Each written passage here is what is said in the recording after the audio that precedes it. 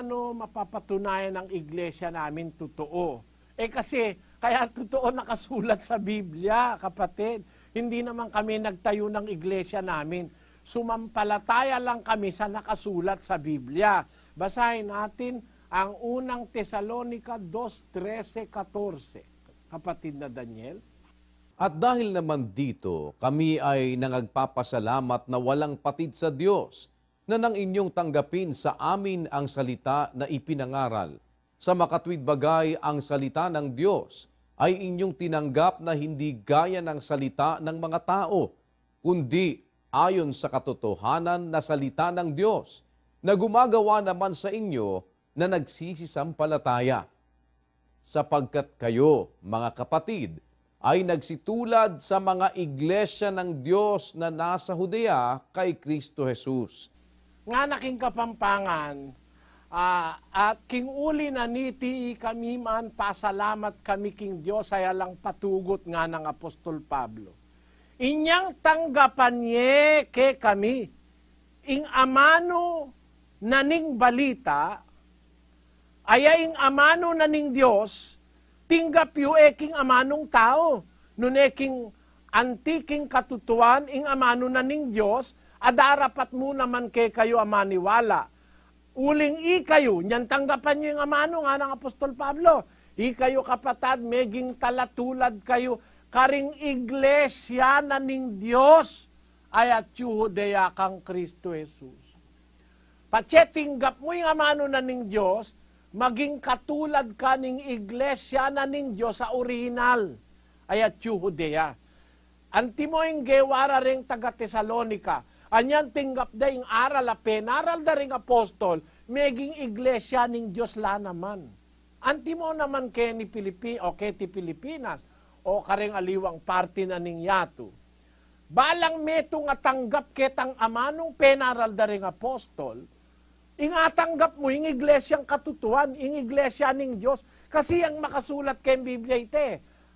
I hope it will not be very hard for you to understand what I mean. In as much as you are a principal, maiintindihan mong madali ang ibig kong sabihin, kapatid. Kaya totoo dahil nakasulat sa Biblia. As a teacher, nagtuturo ka ng arithmetic.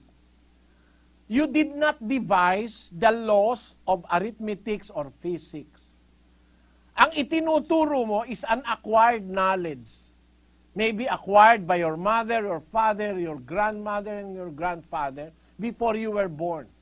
And the same thing were written on a book, in a book of mathematics or in a book of arithmetic. And the law or the rule goes like this. 1 plus 1 equals 2. That is the definite answer. Mathematically speaking, 1 plus 1 equals 2.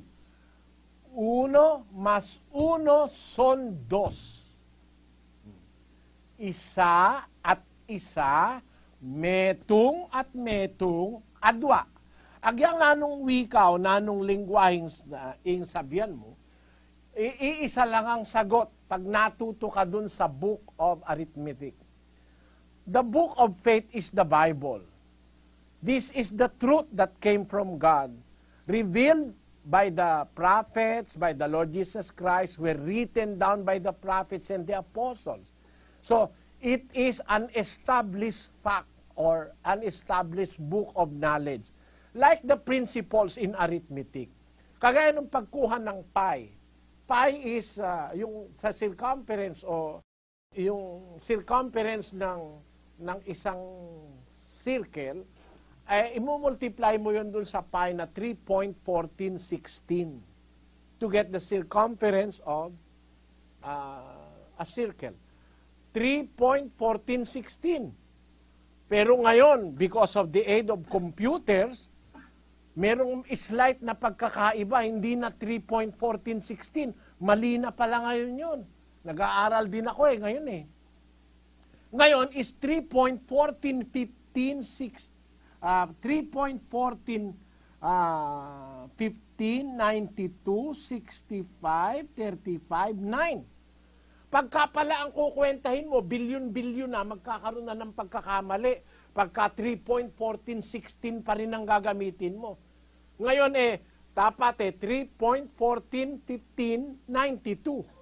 O kung mas marami pa, 3.141592, 65, etc., etc.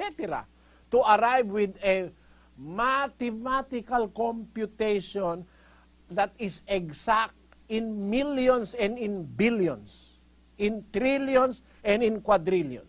Ang ibig kong sabihin, pero established fact yun, na ang pagkuha nun ay ampay 3. Yung point, very minimal na yun pero meron pa ring usapan sa point.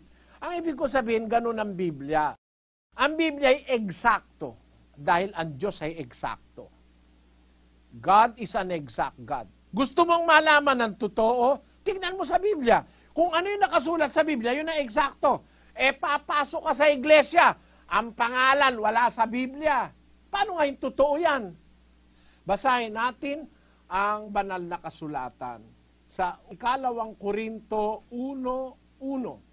Si Pablo, na apostol ni Kristo Jesus sa pamamagitan ng kalooban ng Diyos, at si Timoteo, na ating kapatid, sa iglesia ng Diyos na nasa Korinto. Kita mo kapatid, ang sulat ng mga apostol, iglesia ng Diyos. Yun ang nasa Korinto, nasa Galacia, nasa Efeso, nasa Pergamo, nasa Tiatira, nasa Roma, nasa kung saan-saan nung known world noong araw. Iglesia ng Diyos. Inglesin mo nga kapatid na Daniel. Paul, an apostle of Jesus Christ by the will of God, and Timothy our brother, unto the church of God which is at Corinth. Lagay natin sa Bibliang Katoliko. Sa Bibliang Katolikong Tagalog na pinirmahan ni Cardinal Rufino Santos. Si Pablo, apostol ni Kristo Jesus sa kalooban ng Diyos, at ang kapatid na si Timoteo, sa iglesia ng Diyos na nasa Korinto. Nakita mo kapatid, iglesia ng Diyos ang nakasulat Sa Bibliang Katoliko, sa Bibliang Grego, sa Biblia ng mga Protestante, nakasulat iglesia ng Diyos Yan ang nakasulat sa Biblia. At yan ang ipinangangaral ko, kapatid, kaya nakakatiyak akong totoo yung pinangangaral ko kasi nakasulat Bakit? Ang sabi ni Pablo sa 4:6 ng unang Korinto, ganito. Ang mga bagay ngang ito, mga kapatid, ay inianyo ko sa halimbawa sa aking sarili at kay Apolos dahil sa inyo, upang sa amin ay mga tuto kayo na huwag magsihigit sa mga bagay na nangasusulat. Ayun, napakaliwanag. Matuto kayo sa amin, sabi ng mga apostol, huwag hihigit sa bagay na nakasulat. Ing Kapampangan, ang sabi diyan, ngeni ding bagay deti kapatad, linipat ko king makatulad ka na, kumuri ng pong kang Apolos king uliyo. Bangking ke kami, makabalo kayo, umelabis king bagay ang makasulat. Impermiso, makabalo tamo, umelabis king bagay makasulat. That we may learn things that is not beyond what is written. So we must learn from what was written. And what was the name of the church in the first century? It is the Church of God. In all Bibles, even from the Greek manuscripts, ang nakasulat ay Iglesia ng Diyos. Sa Hapon, ano ba nakasulat? Tingnan nga natin, baka naman iba nakasulat sa Hapon. 神の御心によるキリストイエスの使徒パウロおよび兄弟テモテからコリントにある神の教会 Iglesia ng Diyos pa rin. Kami no Kyokai, Church of God. Sa Chinese naman, tignan nga natin kung ano nakasulat sa Chinese. 奉神旨意做基督耶稣使徒的保罗和兄弟提摩太写信给在哥林多神的教会。 Shenda, Xiaohui. Iglesia ng Diyos pa rin ang nakasulat sa Inchik Tingnan nga natin sa Kastila, kapatid na Daniel. Pablo, apostol de Cristo Jesús por la voluntad de Dios, y el hermano Timoteo, a la iglesia de Dios que está en Corinto. Ayun, ang liwanag. Iglesia de Dios que está en Corinto. Sa Portugues, ang sabi naman, Paolo, apostolo de Cristo Jesus pela vontade de Deus, e o irmão Timoteo, a igreja de Deus que está em Corinto. Kaya sa lahat ng Biblia mo basahin, kapatid, sa Grego, sa Tagalog, sa Bisaya, sa Ilocano, sa Kapampangan, basahin nga natin. Pablo, ametong apostol ng Kristo Jesus, king pamamilatan na ning kaburyanan ning Dios, at Timoteo, kiyakatang kapatad, king iglesia na ning Dios ay atyo Korinto. Iglesia na ning Diyos. Kaya po, nakakatiyak ako, kapatid, totoo yung pinangangaral ko kasi pinangangaral ko yung nakasulat sa Biblia. Hindi kami yun, ha?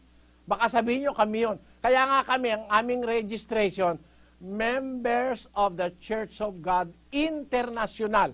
Kasi, alam mo kung bakit? Kasi kung sasabihin ko, kay Pablo kasi nung araw, Iglesia ng Diyos sa Corinto, Iglesia ng Diyos sa Judea. Paano ngayon yun? Nakarehistro kami sa Europe, sa Germany, nakarehistro kami sa Ireland, nakarehistro Iglesia ng Diyos hanggang sa Amerika, sa South America, sa North America, nakarehistro sa iba-ibang bansa. Paano ngayon tatawag mo? The Church of God. Kami members, kasi yung Church of God nasa Biblia na yun bago pa tayo panganak Nasa Biblia na yun. Kami, members, umanib kami doon sa iglesia ang nasa Biblia. At ang aming kategorya ay international. Kasi kaysa banggitin ko pa, Iglesia ng Diyos sa Rio de Janeiro, Iglesia ng Diyos sa Sao Paulo, Brazil, Iglesia ng Diyos sa Honduras, Iglesia ng Diyos sa Ecuador, Iglesia ng Diyos sa Peru, Iglesia ng Diyos sa sa Uruguay, Iglesia ng Diyos sa Middle East, sa Qatar, sa Saudi Arabia, doon sa kung ano-ano mga lugar, sa Dubai, kung saan-saan. Kaya sa banggitin pa yun, para mabilis na lang, Iglesia ng Diyos, international. And we are members of the Church of God International. Yun ang nakasulat sa Biblia, kapatid. Bakit naman kami nagke-claim na kami members?